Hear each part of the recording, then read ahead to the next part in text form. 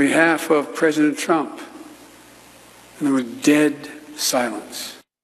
Liberal activist Cynthia Nixon responded in a tweet. She said, "You've just called America's most anti-LGBT elected leader a decent guy. Please consider how this falls on the ears of the community." I don't have much time. Biden responded and said, "You're right," and issued other words there. You can read them yourself, but I just want to get your response to this back and forth, Matt.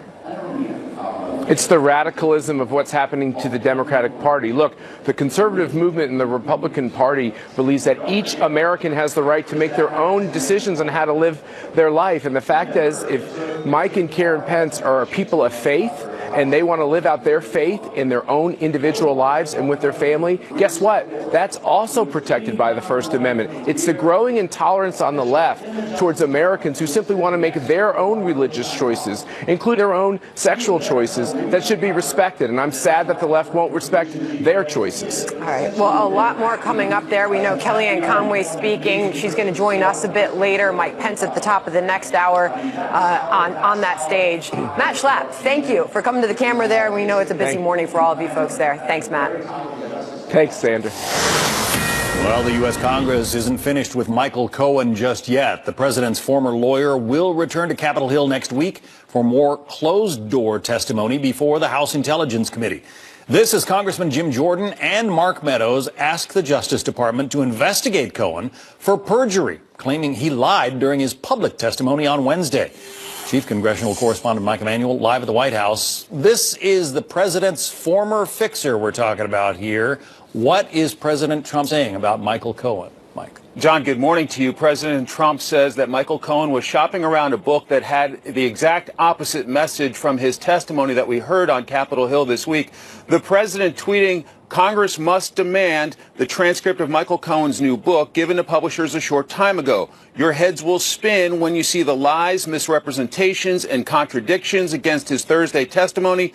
Like a different person, he is totally discredited." Meanwhile, Cohen spoke to reporters briefly after 3 days of testimony on Capitol Hill. Not much I can say other than it was very productive. As I said, I'm committed to telling the truth, and I will be back on March 6th to finish up. There's more to discuss. So thank you guys so much. I'm sorry you guys have to stick around all day long.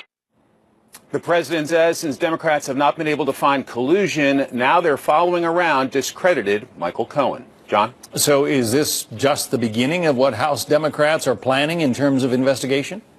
John, there seems to be no question about that. We heard in the open hearing on Wednesday, Democrats asking Michael Cohen for names of people they should bring in for interviews or hearings, and so plans are already in the works. On March 14th, we'll have an open interview with Felix Sater on Moscow Trump Tower. Not every hearing is going to be like the open hearing with Michael Cohen. We're going to try to do as much as we can in open session. Some we can and some we can't. Next week with Michael Cohen, we'll continue to be in closed session.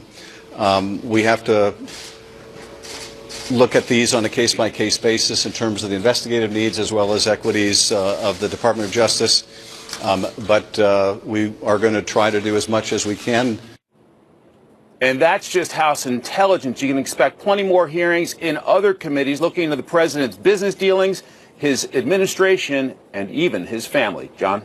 Busy times in Washington. Mike, thanks very much. Mike Emanuel. Yes, sir. More breaking news from overseas. Pakistan trying to tamp down tensions with its nuclear neighbor, India, after a series of cross-border attacks. The latest on that straight ahead. Also, freshman Congresswoman Alexandria Ocasio-Cortez reportedly saying she will work to oust moderate members of her own party when they vote with Republicans. Is this evidence of a bigger problem for Democrats? Republican Congressman Lee Zeldin joins us to react. And an abrupt end to the second historic summit with North Korea, and still a big question mark when it comes to a trade deal getting done with China. How markets are responding. Maria Bartiromo will be here next.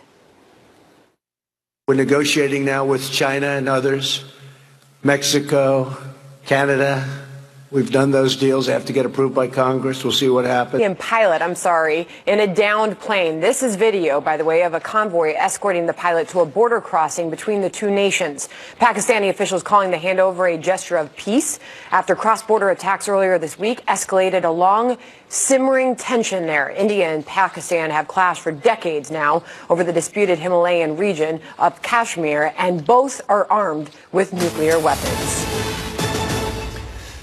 Freshman New York Congresswoman Alexandria Ocasio-Cortez reportedly warning Democrats, the moderates, who vote with Republicans, that their names are going on a list, saying she will work to help defeat them in the 2020 elections. About 24 Democrats broke from their party and sided with Republicans on an amendment in a gun control bill. Republican New York Congressman Lee Zeldin joins us now. Let's talk a little bit about what this amendment was, Congressman. Republicans wanted ICE to be notified if illegal immigrants purchased weapons or tried to, right?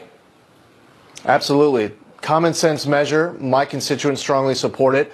And I'm sure for many of those Democrats, there's actually 31 in House districts that Donald Trump won in 2016. There are many other Americans who agree with the amendment as well. ICE should be notified. So for those Democrats who are breaking ranks, they don't view AOC as their boss. They don't want to be called a puppet of Nancy Pelosi. They make that decision. Now they have to make a decision as far as future votes that come up as well, whether or not they're going to be their own man, their own woman, or they're going to end up getting on board with AOC and her agenda as if she is their boss. So Congresswoman Ocasio-Cortez reportedly told Democrats in a closed-door meeting that if there are more votes like this, if Democrats vote with Republicans, they're going to be on a list, some kind of a hit list that she's apparently going to work to try to vote down in the next election. Yeah, it's unfortunate where you hear about diversity from AOC and others in their conference. Obviously, I guess it doesn't include diversity of thought. There are people who are Democrats in this country, and there are Democrats who are in Congress who may believe the world isn't going to end in 12 years, that they don't believe that the Green New Deal and the $93 trillion price tag is affordable, or that we should have a 70% tax rate in this country, or that our country can afford to provide free health care, free education, free housing to everybody. So if I was a House Democrat right now in one of these districts being targeted because Donald Trump won it in 2016, I would actually be going to AOC and be begging her to get on her list.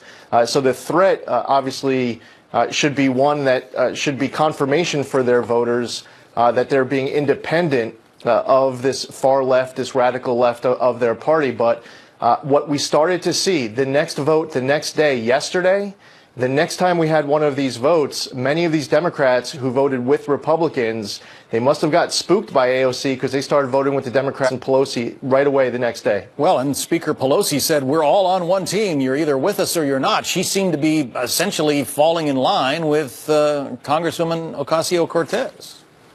Yeah, and if getting on the same team was a desire to work with the president, to work with Republicans, to move our country forward, to try to find common ground, to try to find bipartisanship on important issues, that would be something that we all should be embracing. The problem is that, as we saw with the Michael Cohen hearing that took place, and all the distractions related to impeachment. I serve on the Financial Services Committee with Maxine Waters. I'm on the Foreign Affairs Committee, where this week we had Madeleine Albright. And you could tell as these hearings are taking place that their desire is to just oppose, impeach, resist, obstruct everything and anything. That's not a key ingredient for them to maintain the majority. And I'll tell you, as a member of the House Republican minority, we don't plan on staying in the minority past 2020.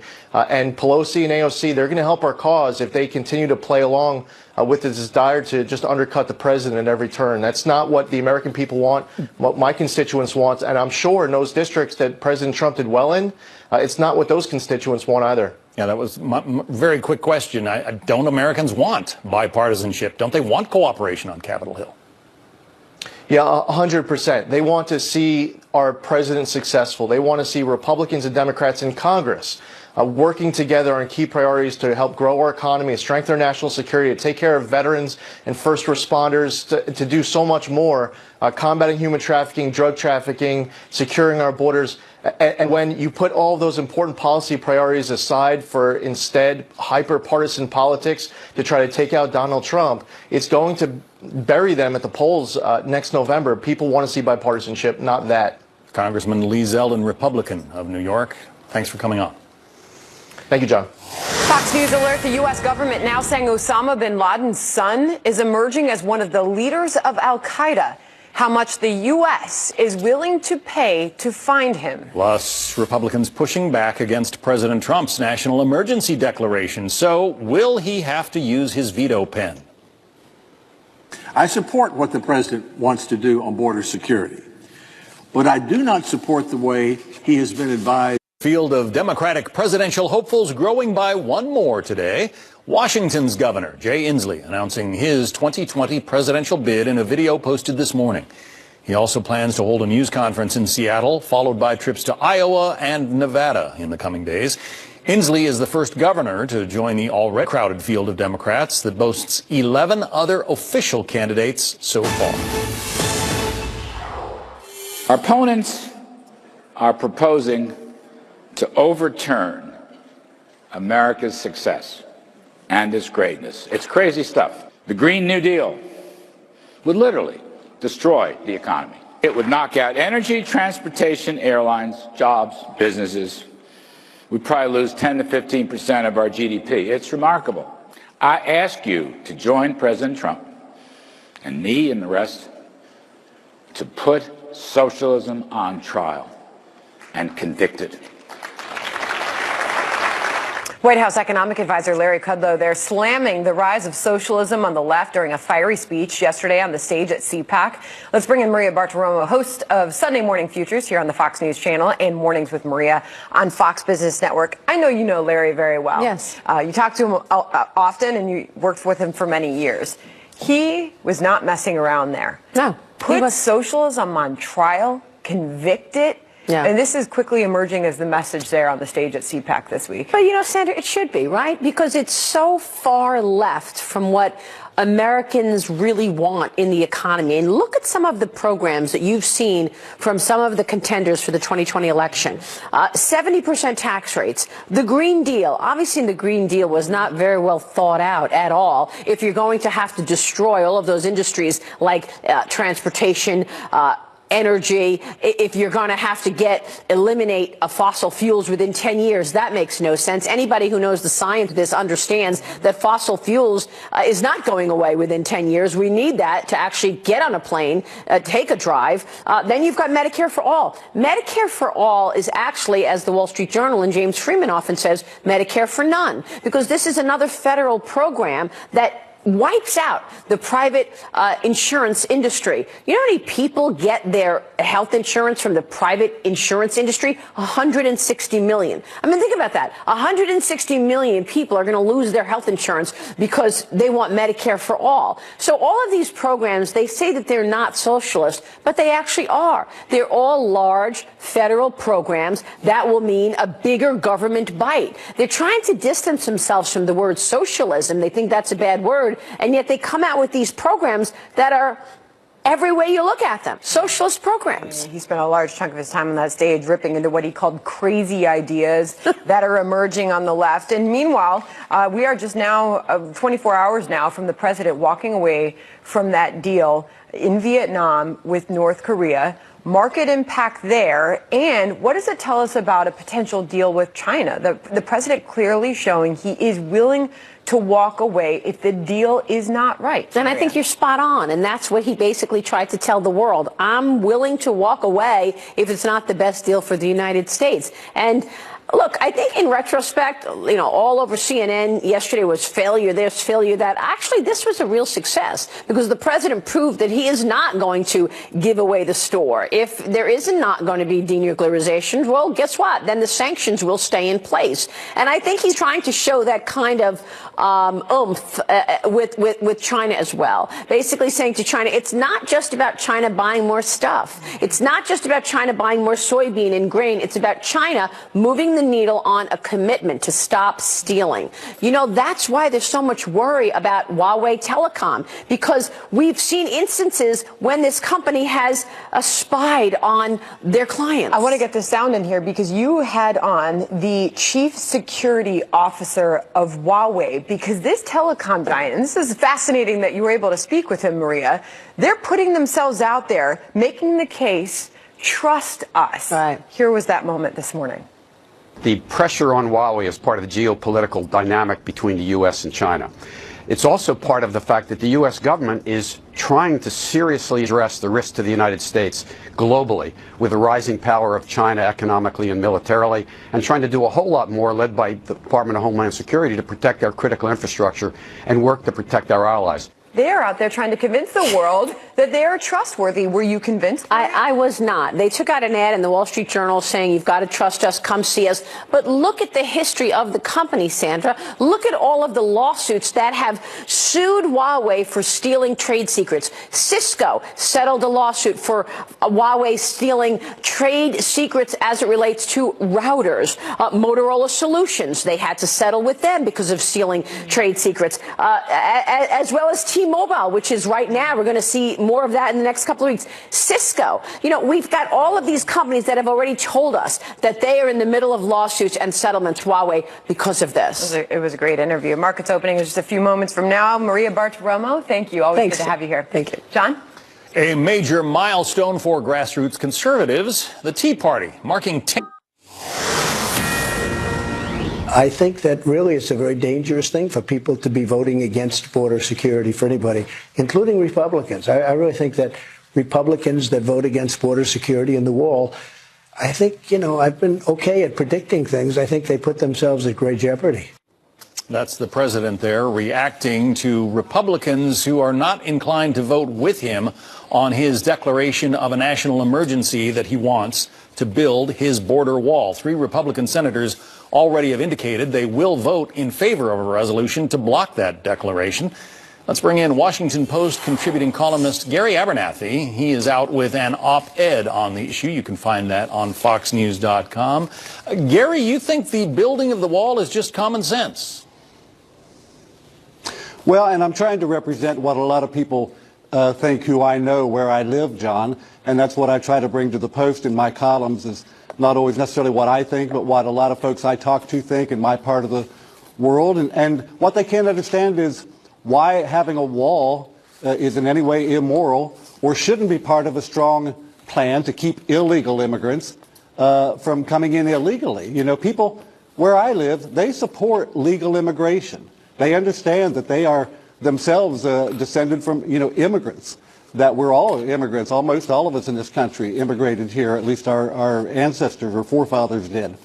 But they can't understand why it's wrong to make sure people are vetted, to make sure people who come into the country are law-abiding and want to come in for the right reasons, and why a wall shouldn't be part of that whole plan. Yeah, let me read the first of a couple of sentences that we've lifted from your piece. You say that opponents of the president's national emergency declaration insist there is no new emergency, and on this his supporters largely agree. However, to them, the emergency has been long-standing, with no previous president or Congress willing to seriously address it with the sense of emergency it demands. So you're saying this is a national emergency that's been with us for, what, a couple of decades now? Well, yes, a lot of people who oppose the president on this are saying, well, there's no new emergency. They say illegal immigration is actually down in terms of people trying to come in. They make the argument that illegal immigrants are less likely to commit as much crime as natural-born citizens. And a lot of folks respond to that by saying, well, what does any of that have to do with anything? If we can prevent even the amount of crime, even if it's smaller in numbers, that happen because of illegal immigration, shouldn't we do everything in our power to do that? And John, I was struck, I was listening to you earlier today, and you're talking about the president, and some people are saying there's a constitutional crisis with his declaration of a national emergency. That's hardly the case, is it? I mean, we're proceeding as we should. Congress is responding. They're voting whether to, not support the president, to try to stop the president's emergency declaration. If they come up with enough votes, he'll veto it. If they come up with enough votes to override the veto, that's fine. If they don't, that's fine. The constitutional authorities and separation of powers are playing out exactly as they should. A very wise judge said to me once, the law is not a particular outcome. The law is achieving a process. And so the process is happening right now, as it should. Well, what about, the argument that some Republicans make that if this Republican president uses this emergency declaration to spend money that he wants to spend, what's to prevent the next Democrat president from doing exactly the same thing, in contravention of what Republicans might want? Yeah. And it's a very good argument, and a lot of people understand that. In my personal opinion, I think that a president trying to protect the nation's borders, to secure the United States from outside threats, is one of the top priorities of any president, Republican or Democrat. And courts are more likely to look at it that way than a future president, maybe a more liberal president, who tries to use national emergency powers on things like maybe climate change or gun control, which are two examples that have been used. Gary Abernathy, who hails from Ohio and is also a Washington Post columnist. Good to talk to you. Thanks. Venezuela turning to an ally for help amid a deepening crisis. The nation's vice president is in Russia to rally support for the embattled Maduro regime. The visit comes amid increased pressure from the U.S. and as unrest continues there. Steve Harrigan is live in Caracas, Venezuela this morning. Steve? Sandra, the struggle between the two men who claim to be president of Venezuela is taking on Cold War overtones, with Russia backing one, the embattled president of Venezuela, Nicolas Maduro, and the U.S. backing the opposition leader, Juan Guaido. That played out yesterday at the UN Security Council, the UN putting forth a resolution that would call for new, free and fair presidential elections in Venezuela. That resolution vetoed at the UN by Russia. In the meantime, opposition leader Juan Guaido is in Paraguay today. He was in Brazil yesterday, Colombia before that. But the real question is, when and how will he get back here to Venezuela? The Maduro regime had placed a travel ban on him, so it's not clear he will be able to return without getting arrested. Guaido has said as soon as he gets back, he's going to start exercising all the duties of president. It's not clear how he's going to do that with the army, the military, the police still under control of Maduro. Finally, U.S. oil sanctions have begun to hit Venezuela hard. Their exports are down 40% over the past month. This is a key source of cash for the Maduro regime, but it's not clear yet that's going to be enough to drive Maduro from power. Sandra, back to you. All right, Steve Harrigan in Venezuela for us this morning. Steve, thank you.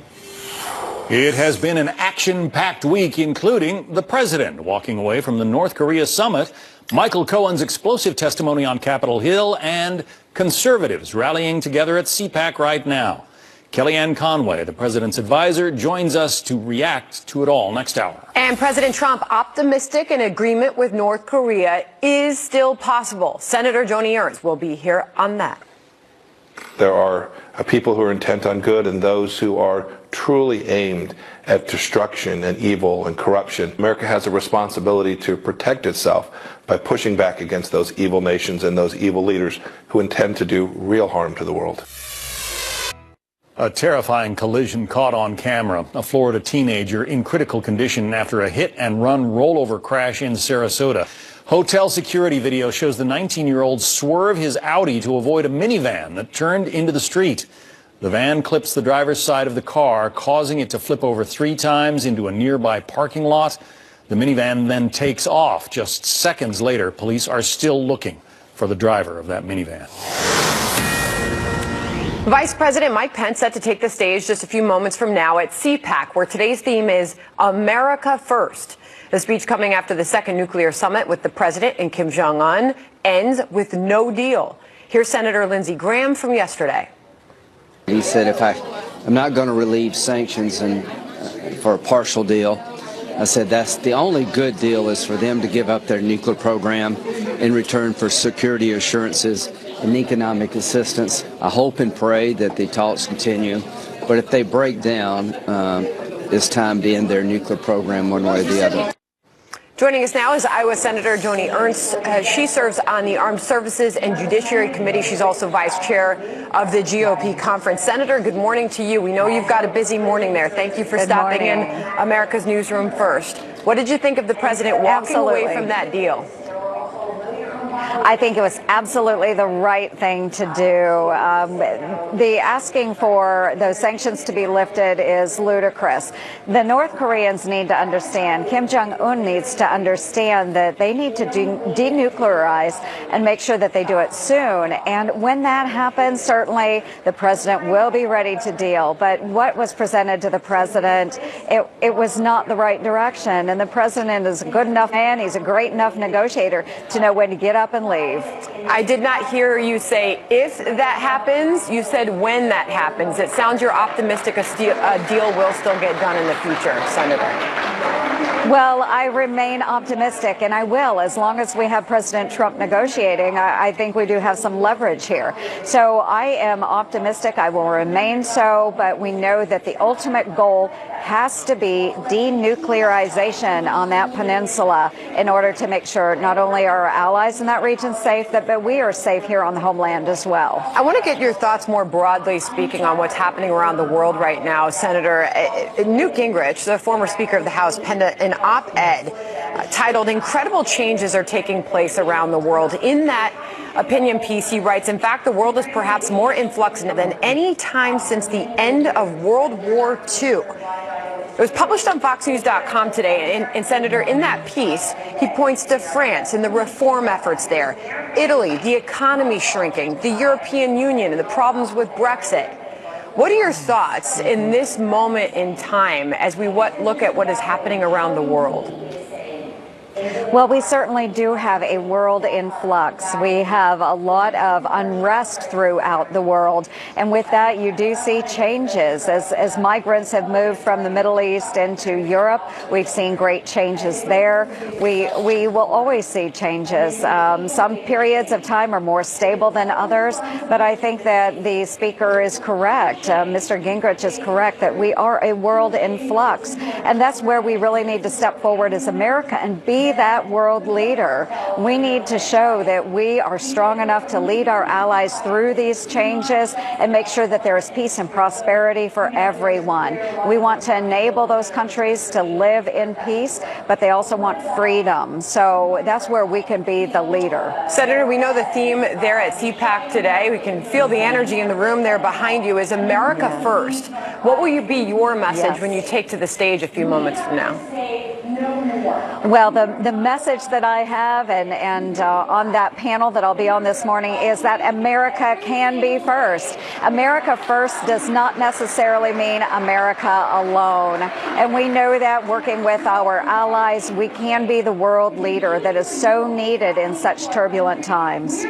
Senator, I've got to ask you about what is happening next in the Senate when it comes to this resolution in the House that passed against the president's declaration of a national emergency to fund the border wall. What is going to happen in the Senate here? Your colleague Lamar Alexander delivered an ultimatum to the president, reconsider your national emergency declaration. What do you want to see happen? What do you support here? Well, I think we do have a crisis at the border. We have a humanitarian crisis, and we can't continue to allow thousands and thousands of undocumenteds cross our borders every day. So we do need to see some action. The president has chosen this path forward. I think that we can come to a consensus. I am leaning towards supporting the president because I do believe that we need to do something on our border. Of course, I would rather that Congress took this upon themselves and we were were not able to do that. So the president has found a way forward, and we will work through that path forward. So you would not vote to block the president's national emergency declaration. Is that what you're saying?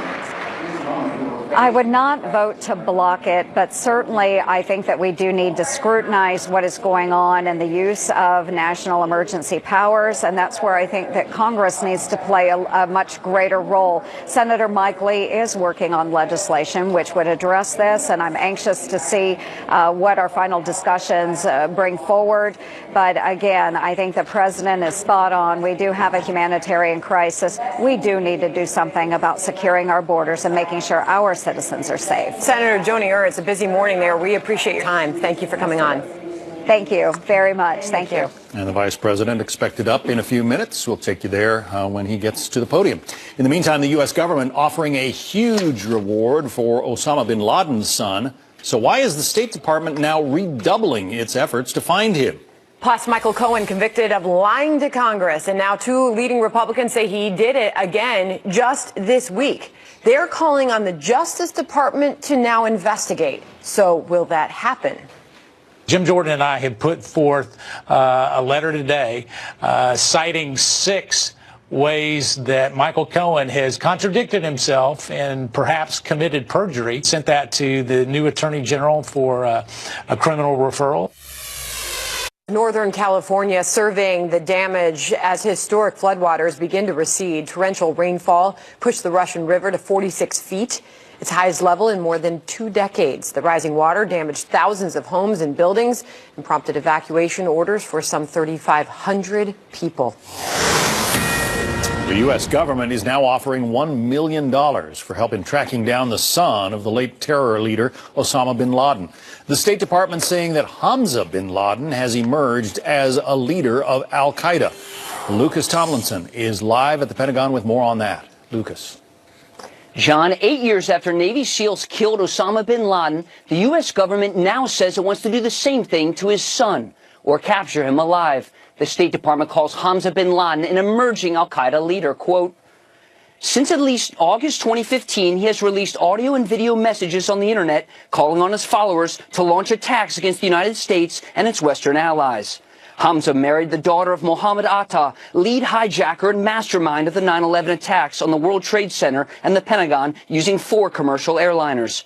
According to the State Department, Navy SEALs seized letters from Osama bin Laden's compound in Abbottabad, Pakistan, after killing him in 2011. In the letters, intelligence officials found proof bin Laden was grooming his 30-year-old son Hamza to replace him as leader of al-Qaeda. It's notable Hamza was the only child missing on the night of the raid, according to bin Laden's 3 wives living in the compound. It's not clear where Hamza is hiding today. Al-Qaeda-linked fighters have found a safe haven in northwest Syria's Idlib province. Intelligence officials say Afghanistan and Pakistan are also likely hiding spots for the reclusive emerging al-Qaeda leader. There's a $1 million bounty on the head of Hamza bin Laden, leading to his capture, but it's still a far cry from the $25 million bounty on the heads of ISIS leader Abu Bakr al-Baghdadi and the current head of al-Qaeda, Zawahiri. Both of those leaders remain at large, along with bin Laden's son, John. Let's hope we wrap them all up. Thanks very much, Lucas Tomlinson at the Pentagon. Vice President Mike Pence set to speak at CPAC just moments from now, expected to highlight an America First theme. We'll take you there live when he steps on the stage. Plus, Kellyanne Conway wrapping her remarks